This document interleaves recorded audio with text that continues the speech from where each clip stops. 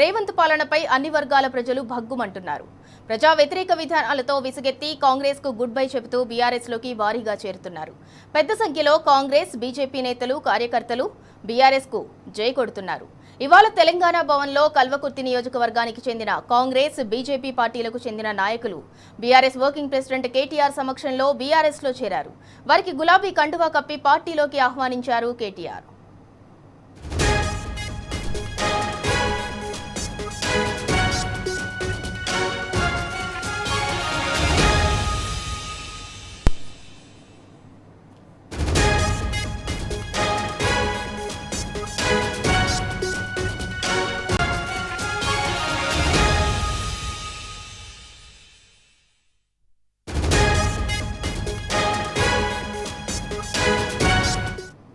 ఇక ఇదే అంశానికి సంబంధించి మరింత సమాచారం మా ప్రతినిధి లివిల్ రెడ్డి అందిస్తారు. లివిల్ రెడ్డి, బీఆర్ఎస్ లోకైతే భారీగా చేరికలైతే కొనసాగుతున్నాయి. కల్వకుర్తి నియోజకవర్గానికి చెందిన కాంగ్రెస్, బీజేపీ నాయకులైతే బీఆర్ఎస్ వర్కింగ్ ప్రెసిడెంట్ కేటీఆర్ సమక్షంలో బీఆర్ఎస్ లో జాయిన్ అయ్యారు. దానికి సంబంధించి పూర్తి డీటెయిల్స్ ఏంటి?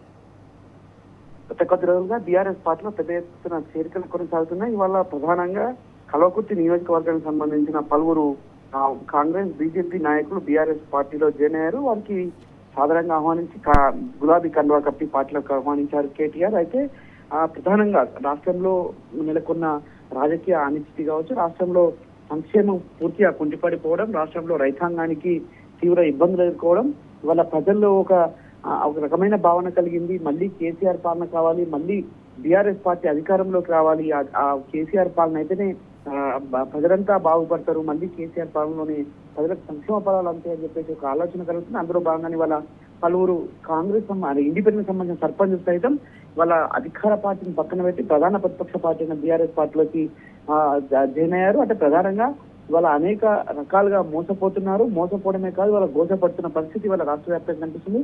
కల్వకుర్తి నియోజకవర్గంలో అనేక రకాలుగా ఇబ్బందులు ఎదుర్కొంటున్నారు. వాళ్ళ మొక్కజొన్న కొనుగోలు చేయకపోవడంతో రైతులు ఇవాళ 50 డిగ్రీల ఉష్ణోగ్రతను సైతం లెక్క చేయకుండా మొక్కజొన్న కొనుగోలు కోసం ఇవాళ రోడ్డు ఎక్కాల్సిన దుస్థితి ఏర్పడింది కాంగ్రెస్ ప్రభుత్వంలో. వీటన్నింటికి ఇవాళ కాంగ్రెస్ ప్రభుత్వం చర్మగీతం పాడితేనే భవిష్యత్తులో బీఆర్ఎస్ పార్టీ అధికారంలోకి వస్తే ఇవన్నీ కూడా మేలు జరుగుతుంది. ఇవన్నిటికి కూడా ఇవాళ ఒక రకమైన భావన ఉండడం వల్లనే ఇవాళ మళ్ళీ బీఆర్ఎస్ పార్టీ వైపు చూస్తున్నారు. వీరంతా కూడా స్థానిక మాజీ ఎమ్మెల్యే జైపాల్ యాదవ్ తో పాటు వెంకటేష్ గుప్తా నేతృత్వంలో ఇవాళ బీఆర్ఎస్ పార్టీలోకి చేరారు. వీరికి ఖచ్చితంగా కాంగ్రెస్ ప్రభుత్వం చేసిన మోసాలు కావచ్చు, కాంగ్రెస్ ప్రభుత్వం చేసిన కుట్రలన్నీ కూడా ఇవాళ ఒకటొక్కటిగా బయటపడుతున్న నేపథ్యంలోనే మళ్ళీ బీఆర్ఎస్ పార్టీ వైపు చూస్తున్న పరిస్థితి ఉంటుంది. ఇవాళ విద్యార్థులకు సంబంధించిన అంశం ఫీజు రియంబర్స్మెంట్ పెద్ద ఎత్తున బకాయిలు ఉంది, దాన్ని తప్పించుకునే ప్రయత్నం ఇవాళ కాంగ్రెస్ ప్రభుత్వం చేస్తుంది. ఫీజు రియంబర్స్మెంట్ ఇవ్వడంలో గందరగోళానికి నెట్టేస్తున్న పరిస్థితి కనిపిస్తుంది. ఈ నేపథ్యంలోనే అటు రైతాంగానికి సంబంధించిన మరో సమస్య కూడా ఇవాళ తాండ వెళ్తుంది.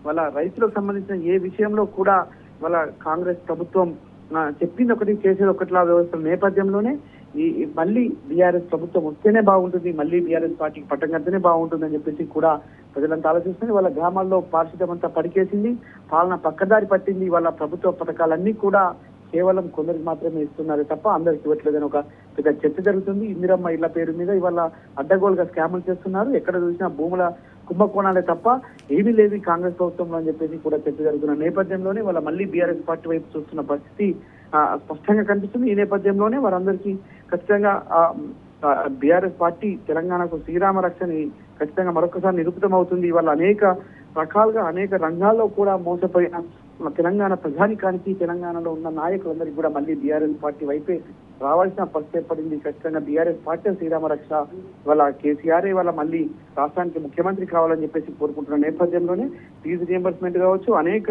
రకాల అంశాల్లో కూడా వాళ్ళ ప్రభుత్వం పూర్తిగా వైఫల్యం చెందింది. అందుకు అనుగుణంగానే వాళ్ళ కాంగ్రెస్ బీజేపీని వీడి వాళ్ళ బీఆర్ఎస్ పార్టీ వైపు చూస్తున్నారు. ఖచ్చితంగా రానున్న రోజుల్లో ఈ చేరికలు మరింత కొనసాగే అవకాశం కనిపిస్తుంది. చాలా చోట్ల సర్పంచులు అంతా కూడా బిల్లులు రాక ఆవేదన చెందుతున్నారు. కొత్త సర్పంచులు కనీసం మరమ్మతులు చేసుకోలేని దుస్థితి వాళ్ళ గ్రామాల్లో నెలకొంది.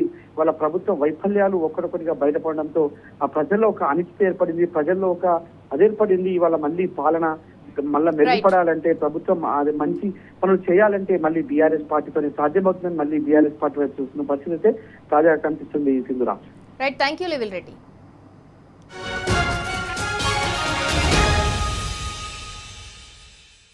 టాప్ 2 న్యూస్ కి సంబంధించిన డీటెయిల్స్ చూద్దాం. కాంగ్రెస్ వచ్చింది, కరువు తెచ్చింది. సాగునీరే కాదు తాగునీరు కూడా ఇవ్వటం చేత కావటం లేదు చెయ్యి పార్టీ సర్కారుకు.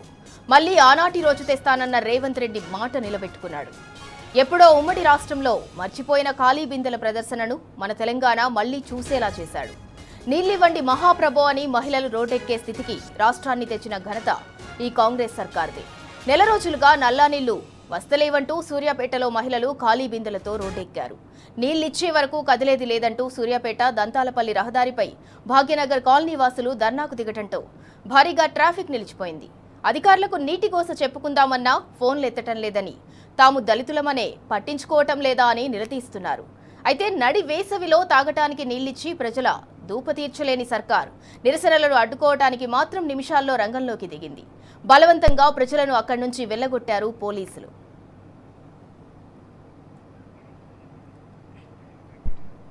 ఇక ఇదే అంశానికి సంబంధించి మరింత సమాచారం మా ప్రతినిధి రాము అందిస్తారు. రాము, రేవంత్ సర్కార్ అధికారంలోకి రాకముందైతే ఇందిరమ్మ పాలనను తీసుకొస్తామని చెప్పి ప్రజలకు మాటిచ్చారు. ఇవాళ ఆనాటి రోజులనే చూస్తున్నాం మనం రాష్ట్రంలో.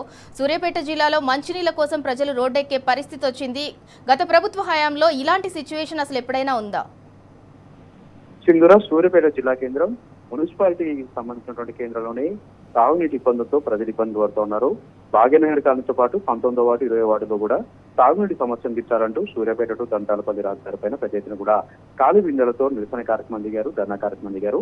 అక్కడ ఉన్నటువంటి కలెక్టర్, మున్సిపల్ చైర్మన్, మున్సిపల్ సంబంధించినటువంటి కమిషనర్ వచ్చి తమకు సమాధానం చెప్పేంత వరకు కూడా కదిలే లేదంటూ 3 గంటల పాటు ధర్నా నిర్వహించడంతో కిలోమీటర్ల మేర ఎక్కడికక్కడ వాహనాలు గుండిచిపోయాయి. సూర్యాపేట జిల్లా కేంద్రంలో మిషన్ భగీరథ కింద పెద్ద పెద్ద ట్యాంకులు నిర్మించి గత బీఆర్ఎస్ పార్టీ ప్రభుత్వంలో చాలా చక్కగా నీటిని అందించారు. మూసి మురికి కూప నుంచి తమను బయటపడేసి స్వచ్ఛమైనటువంటి నదీ జలాలు అందించారు.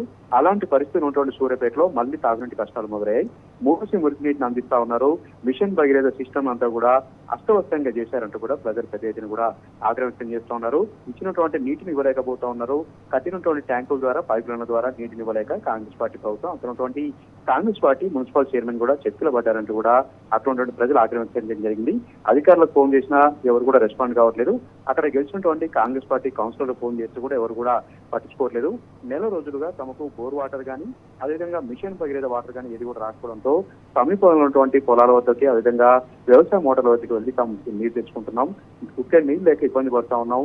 తాగునీటి కష్టాలు మళ్లీ మొదలయ్యంటూ కూడా సూర్యాపేట పట్టణం అయితే తీవ్రంగా ఆగ్రహం వ్యక్తం చేస్తున్నారు. ఇప్పటికైనా సరే మిషన్ భగీరథ పైప్ లైన్ బాగు చేయాలి, తాగుతున్నటువంటి మోటార్లను బాగు చేయాలి, తమ తాగునీటి సమస్యను తీర్చాలంటూ సూర్యాపేట మున్సిపల్ సంబంధించినటువంటి ప్రజలైతే ఆగ్రహం వ్యక్తం చేస్తున్నారు. సింధూరా, రైట్, థ్యాంక్ యూ రాము.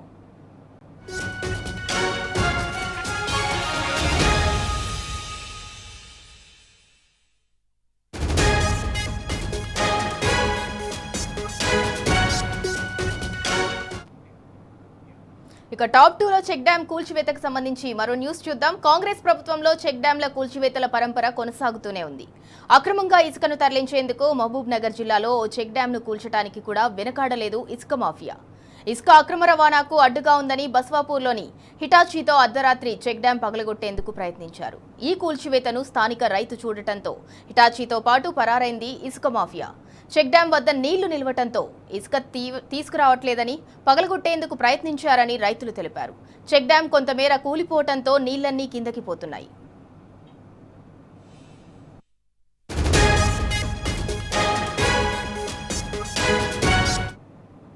ఇక ఇదే అంశానికి సంబంధించి మరింత సమాచారం మా ప్రతినిధి నరేష్ అందిస్తారు. నరేష్, అక్రమంగా ఇసుకను తరలించేందుకైతే మహబూబ్ నగర్ జిల్లాలో బస్వాపూర్లో హిటాచీతో అర్ధరాత్రి చెక్ డ్యామ్ అయితే పగలగొట్టేందుకు ప్రయత్నించారు. అక్రమంగా ఇసుక ఎవరైతే రవాణా చేస్తున్నారో వాళ్ళు, దానికి సంబంధించి పూర్తి డీటెయిల్స్ ఏంటి? దేవరకద్రలో ఇసుక మాఫియా రెచ్చిపోయారు. అర్ధరాత్రి 2 గంటల సమయంలో చెక్ డ్యామ్ ను ధ్వంసం చేసేందుకు యత్నించారు. ఇసుక రవాణాకు నీళ్లు అడ్డుగా ఉన్నాయని, నీళ్లుండడంతో ఇసుక తవ్వడానికి రావట్లేదనేటటువంటి ఉద్దేశంతో చెక్ డ్యామ్ ను ధ్వంసం చేసేందుకు ప్రయత్నించారు. రాత్రి సమయంలో పొలం దగ్గర పడుకున్నటువంటి ఓ రైతు ఈ అంశాన్ని గమనించాడు. అక్కడికి వెళ్లి ఇటాచితో పాటు అక్కడికి వచ్చినటువంటి ఇసుక మాఫియా వారిని ఆ రైతు నిలదీయడంతో అక్కడి నుంచి ఇసుక మాఫియా అంతా కూడా పరారైంది.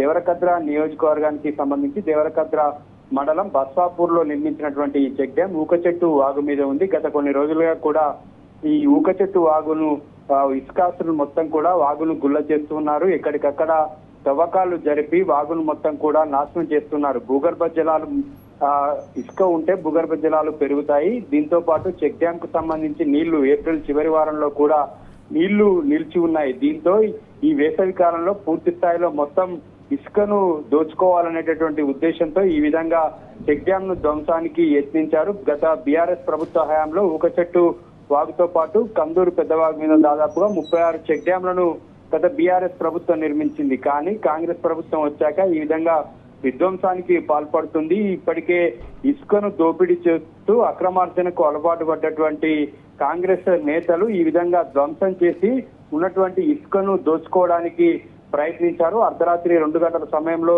ఈ ఘటన జరిగింది. ఈ ఘటన ఇప్పుడు జిల్లా వ్యాప్తంగా కూడా సంచలనంగా మారింది. బీఆర్ఎస్ రైతులకు నీళ్లు ఇవ్వడానికి చెక్ డ్యాంల వద్ద నీళ్లు ఆగితే భూగర్భ జలాలు పెరిగి బోర్లు రీఛార్జ్ అయ్యాయి. కానీ కాంగ్రెస్ ప్రభుత్వం వచ్చాక మాత్రం ఈ విధంగా చెక్ డ్యాంలను ధ్వంసం చేస్తూ ఉంది. ఈ ధ్వంసం చేయడం పట్ల రైతులు ఆగ్రహాన్ని వ్యక్తం చేస్తున్నారు. బీఆర్ఎస్ నీళ్లు ఇవ్వడానికి చెక్ డ్యాంల నిర్మాణం పెద్ద ఎత్తున చేపడితే కాంగ్రెస్ మాత్రం ఇసుక దోపిడీ మీద దృష్టి పెట్టింది. ఇక్కడ కాంగ్రెస్ నాయకులు గత కొన్ని రోజులుగా ఊకచెట్టు వాగు నుంచి మొత్తం ఇసుకను దోచుకెళ్తున్నారు. అక్రమ సంపాదనకు అలవాటు పడ్డటువంటి కాంగ్రెస్ నేతలు ఈ విధంగా చెక్ డ్యామ్ ను కూల్చి నీళ్లను కిందికి పంపించేస్తే అక్కడ ఉన్నటువంటి ఇసుకను మొత్తం కూడా తోడేయొచ్చు అనేటటువంటి దురుద్దేశంతో ఈ చెక్ డ్యామ్ ను కూల్చేందుకు ప్రయత్నించారు. దీనిపై ఇప్పటికే బీఆర్ఎస్ నేతలు స్థానిక పోలీసులకు కావచ్చు, ఇరిగేషన్ అధికారులకు కూడా ఫిర్యాదు చేసేందుకు సిద్ధమయ్యారు. మరి అధికారులు ఎటువంటి చర్యలు తీసుకుంటారో చూడాలి. Right, thank you Naresh.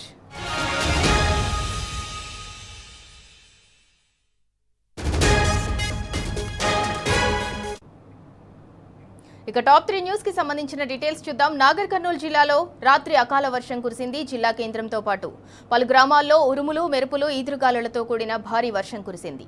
అకాల వర్షానికి మార్కెట్ యార్డ్లో మొక్కజొన్న తడిసి ముద్దైంది. మార్కెట్ యార్డ్లో తడిసిన మొక్కజొన్నలను మాజీ ఎమ్మెల్యే మర్రి జనార్దన్ రెడ్డి పరిశీలించారు. రైతులను పరామర్శించి ఓదార్చారు. అనంతరం రైతులతో కలిసి నాగర్ కర్నూలు మార్కెట్ యార్డు ముందు ప్రధాన రహదారిపై రాస్తారోకో చేశారు. గంటన్నరకు పైగా ధర్నా కొనసాగడంతో రహదారిపై భారీగా వాహనాలు నిలిచిపోయాయి. రైతులకు న్యాయం జరిగే వరకు బీఆర్ఎస్ పోరాటం ఆగదని స్పష్టం చేశారు మర్రి. ప్రభుత్వ నిర్లక్ష్యం వల్లే మొక్కజొన్న తడిసిపోయిందని, తడిసిన మొక్కజొన్నలను ప్రభుత్వమే కొనుగోలు చేయాలని డిమాండ్ చేశారు.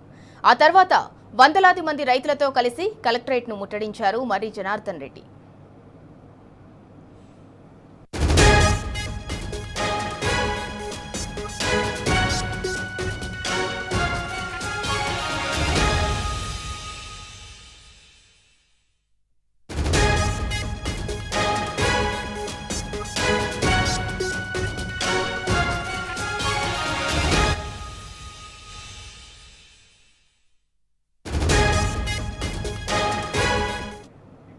ఇక ఇదే అంశానికి సంబంధించి మరింత సమాచారం మా ప్రతినిధి శేఖరాచారి అందిస్తారు. శేఖరాచారి, నాగర్ కర్నూలులో అయితే మొక్కజొన్న రైతుల కష్టాలు కొనసాగుతూనే ఉన్నాయి. నిన్న రాత్రి కురిసిన అకాల వర్షానికైతే మార్కెట్ యార్డ్లో మొక్కజొన్న అంతా కూడా తడిచిపోయింది. దానికి సంబంధించి పూర్తి డీటెయిల్స్ ఏంటి? సింధూరా, నాగర్ కర్నూలు జిల్లా వ్యాప్తంగా కూడా గత కొన్ని రోజులుగా అంటే దాదాపు నెల రోజుల నుంచి కూడా మొక్కజొన్నలకు సంబంధించి రైతులు అనేక ఇబ్బందులు పడుతున్నప్పటికీ ప్రభుత్వం పట్టించుకోవటం లేదు. వేగంగా కొనండి, మాకు వర్షం పడే సూచనలు కనిపిస్తా ఉన్నాయి, అకాల వర్షాలు వస్తాయని చెప్పేసి రైతులు ముందే గగ్గోలు పెట్టి ప్రభుత్వాన్ని వేడుకున్నటువంటి పరిస్థితి. అయినప్పటికీ ప్రభుత్వం కనికరించకుండా కొనుగోలు చేయకపోవడంతో రాత్రి అకాల వర్షం కురడంతో ఒక్కసారిగా మొక్కజొన్నలంతా కూడా నార్కల్ మార్కెట్ యార్డ్ లో మొత్తం తడిసి ముద్దైనటువంటి పరిస్థితి. వాటిని కాపాడుకునే ప్రయత్నంలో రైతులు పడ్డటువంటి కష్టాలను చూస్తే కన్నీళ్లు పెట్టాల్సినటువంటి పరిస్థితి కనిపించింది. ఇదంతా చూసినటువంటి మాజీ ఎమ్మెల్యే మర్రి జనార్దన్ రెడ్డితో పాటు నాగం శశిధర్ రెడ్డి బీఆర్ఎస్ శ్రేణులంతా కలిసి ఈ రోజు మార్కెట్ యార్డ్ లో తడిసిన ధాన్యాన్ని పరిశీలించారు. అక్కడ రైతులను ఓదార్చి వాళ్ళకు ధైర్యం చెప్పి వాళ్లకు మద్దతుగా ప్రభుత్వం పైన పోరాటం చేద్దామని చెప్పేసి మార్కెట్ యార్డ్ ముందున్నటువంటి నెల్లికొండ గేటు ముందు ధర్నాకు దిగినటువంటి పరిస్థితి. రాస్తారోకో నిర్వహించారు. గంటన్నరకు పైగా కూడా రాస్తారోకో చేయడంతో భారీగా వాహనాలన్నీ నిలిచిపోయాయి. ఎక్కడికెక్కడ నిలిచిపోయిందో పోలీసులు రంగప్రవేశం చేసి ఇక్కడి నుంచి ఖాళీ చేయాలని చెప్పేసి, అంటే సంబంధిత అధికారులు ఎవరైనా వస్తే వాళ్ళకు అని చెప్తే కలెక్టర్ రావాలని చెప్పేసి వీళ్ళు డిమాండ్ చేస్తే కలెక్టర్ రాలేదు. అయినప్పటికీ నేరుగా కలెక్టర్ దగ్గరికి పోయి మా బాధను రైతుల గోడును వెళ్ళబోచుకుంటామని చెప్పేసి మర్రి జనార్దన్ రెడ్డి రైతులతో కలిసి కలెక్టరేట్ కు ముట్టడి వరకు వెళ్లారు. అక్కడ పోలీసులు అడ్డుకొని లోపలికి వెళ్ళనివ్వకపోతే చివరికి మేము ఒక రిప్రజెంటేషన్ ఇస్తామని చెప్పి అప్పుడు అనుమతించడంతో కలెక్టర్ ని కలిసి ఈ మధ్య కాలంలో కాంగ్రెస్ ప్రభుత్వం వచ్చినాక ధాన్యం కొనుగోలు విషయంలో, ముఖ్యంగా మొక్కజొన్న కొనుగోలు విషయంలో రైతులు ఎలాంటి ఇబ్బందులు పడతా ఉన్నారు, అసలు దీంట్లో అంటే కొంతమంది దళారులతో కొంతమంది కుమ్మక్కై అనేక రకాలుగా రైతులకు ఇబ్బందులు పడుతున్నారని చెప్పేసి కొత్తగా వచ్చినటువంటి కలెక్టర్ కు మాజీ ఎమ్మెల్యే మర్రి జనార్దన్ రెడ్డి పూర్తిగా రైతులతో కలిసి ఆయనకు అర్థమయ్యే విధంగా మొత్తం కూడా పరిస్థితులు చెప్పడం జరిగింది. దానికి సానుకూలంగా స్పందించినటువంటి కలెక్టర్ ఒక 3 రోజులు 4 రోజుల వరకు నాకు టైం ఇవ్వాలని చెప్పేసి దాంట్లో ఈ ఉన్నటువంటి పరిస్థితులను కూడా సెట్ చేస్తామని చెప్పేసి కలెక్టర్ చెప్పినటువంటి పరిస్థితి. అయితే దాంతో ఒక 3 రోజులు టైం ఇచ్చిన తర్వాత మళ్ళీ ఇదే పరిస్థితి రైతులకు కొనసాగితే ఎట్టి పరిస్థితుల్లో కూడా ఊరుకునే ప్రసక్తే లేదు. మళ్ళీ రైతుల పక్షాన పెద్ద ఎత్తున రాష్ట్ర వ్యాప్తంగా కూడా బీఆర్ఎస్ పార్టీ ఆందోళనకు దిగుతుందని చెప్పేసి కూడా మాజీ ఎమ్మెల్యే మర్రి జనార్దన్ రెడ్డి ప్రభుత్వాన్ని హెచ్చరించినటువంటి పరిస్థితి కనిపించింది. మొత్తంగా చూసినట్టయితే రైతులు వర్షార్పణం తమ పంట కావడంతో అనేక ఇబ్బందులు పడుతూ పొద్దున్నైతే మార్నింగ్ అయితే మర్రి జనార్దన్ అక్కడికి వెళ్ళినప్పుడు ప్రభుత్వం పైన రైతులు దుమ్మెత్తిపోసినటువంటి పరిస్థితి కనిపిస్తుంది. దీని అంతటి కూడా కారణం ఈ పంట నష్టపోవడానికి, పంట వర్షార్పణం కావడానికి కారణం కేవలం ప్రభుత్వం నిర్లక్ష్యమే అని చెప్పేసి కూడా వాళ్ళు తేల్చి చెప్పినటువంటి పరిస్థితి కనిపించింది. ఇదే విధంగా కొనసాగితే పెద్ద మొత్తంలో కూడా ఆందోళనకు దిగుతామని చెప్పేసి కూడా ప్రభుత్వాన్ని రైతులతో పాటు బీఆర్ఎస్ శ్రేణులు మాజీ ఎమ్మెల్యే మర్రి జనార్దన్ రెడ్డి హెచ్చరించినటువంటి పరిస్థితి కనిపిస్తా ఉంది. Right, thank you Shekharachari.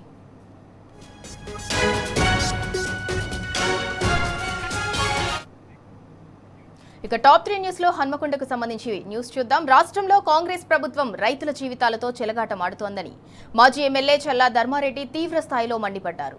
Parakala వ్యవసాయ మార్కెట్లోని మొక్కల కొనుగోలు కేంద్రాన్ని సందర్శించిన ఆయన రైతుల దుస్థితిని చూసి ఆగ్రహం వ్యక్తం చేశారు. కాంగ్రెస్ నేతలు దళారీలతో కుమ్మక్కై పంట కోతలు పూర్తయి నెల గడుస్తున్నా కాంటాలు పెట్టకుండా రైతులను ఆగం చేస్తున్నారని అన్నారు. కేసీఆర్ హయాంలో రైతును రాజుగా గౌరవిస్తే రేవంత్ రెడ్డి పాలనలో రైతును బానిసగా చూస్తున్నారని చెప్పారు. ఢిల్లీకి చక్కర్లు కొట్టడంలో బిజీగా ఉన్న సీఎంకు రైతుల కన్నీళ్లు కనిపించడం లేదన్నారు. ఇప్పటికైనా అన్ని గ్రామాల్లో మొక్కల కొనుగోలు వేగంగా చేపట్టాలని, లేని పక్షంలో రైతులతో కలిసి రాష్ట్ర వ్యాప్తంగా భారీ స్థాయిలో ఆందోళనలు చేపడతామని హెచ్చరించారు.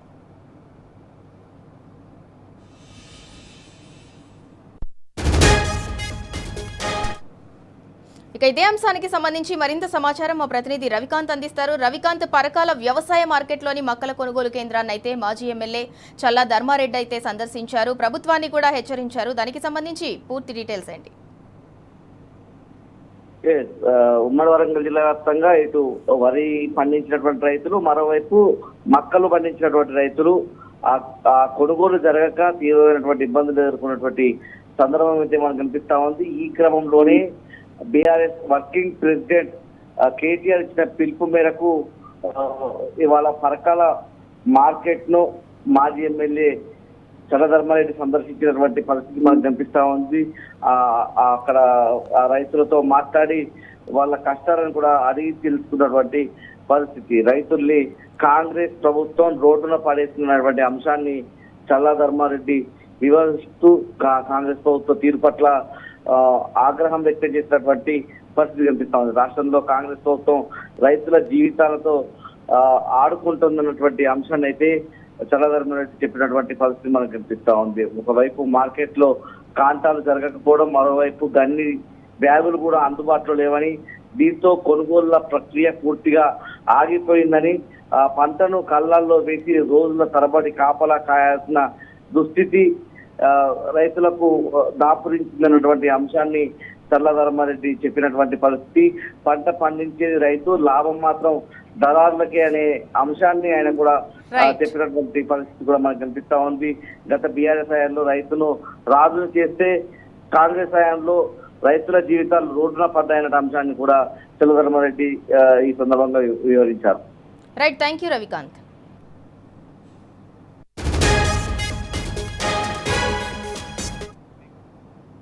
ఇక టాప్ 4 న్యూస్ కి సంబంధించిన డీటెయిల్స్ చూద్దాం. పశ్చిమ బెంగాల్ అసెంబ్లీ ఎన్నికల రెండో విడత పోలింగ్ కొనసాగుతోంది.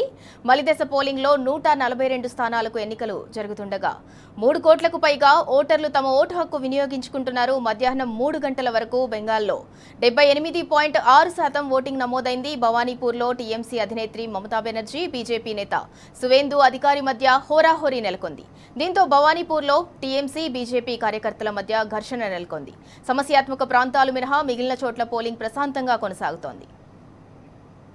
పోలింగ్ కోసం 41,000కు పైగా పోలింగ్ కేంద్రాలను అందుబాటులో ఉంచిన ఈసీ ప్రతి పోలింగ్ కేంద్రం నుంచి వెబ్కాస్టింగ్ ద్వారా ప్రత్యక్ష నిఘా పెట్టింది. సమస్యాత్మక ప్రాంతాల్లో భద్రతను కట్టుదిట్టం చేసింది. మొత్తం 2,321 కంపెనీల కేంద్ర బలగాలను మోహరించింది. అత్యధికంగా కోల్కతాలో 273 కంపెనీల బలగాలను రంగంలోకి దించింది. ఇక బాంబు దాడులు జరిగే అవకాశాలు ఉన్న నేపథ్యంలో ఎన్ఐఏ బృందాల సాయం తీసుకుంటోంది. ఇక ఇదే అంశానికి సంబంధించి మరింత సమాచారం ఢిల్లీ నుంచి మా ప్రతినిధి సురేష్ అందిస్తారు. సురేష్, ఇవాళ పశ్చిమ బెంగాల్ రెండో విడత పోలింగ్ అయితే జరుగుతోంది. అంటే మధ్యాహ్నం 3 గంటల వరకు చూసుకున్నట్లయితే 78.6% అయితే పోలింగ్ నమోదైంది. దానికి సంబంధించి పూర్తి డీటెయిల్స్ ఏంటి? ఇవాళ పశ్చిమ బెంగాల్ రెండో దశ పోలింగ్ ప్రారంభమైంది. 142 అసెంబ్లీ నియోజకవర్గాల్లో పోలింగ్ కొనసాగుతుంది. మధ్యాహ్నం 3 గంటల సమయం వరకు 78.68% ఓటింగ్ నమోదైనట్టుగా అధికారిక లెక్కల ప్రకారం తెలుస్తుంది.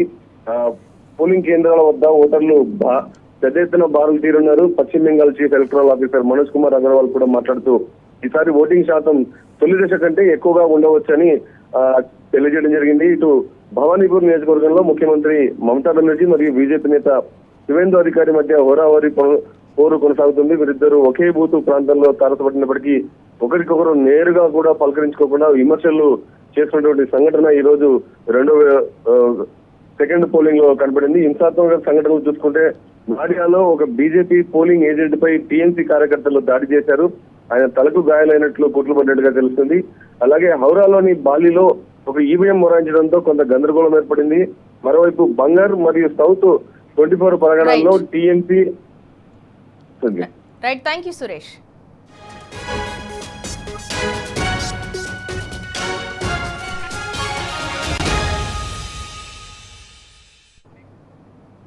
ఇవి top 4 at 4 PM updates. Stay tune.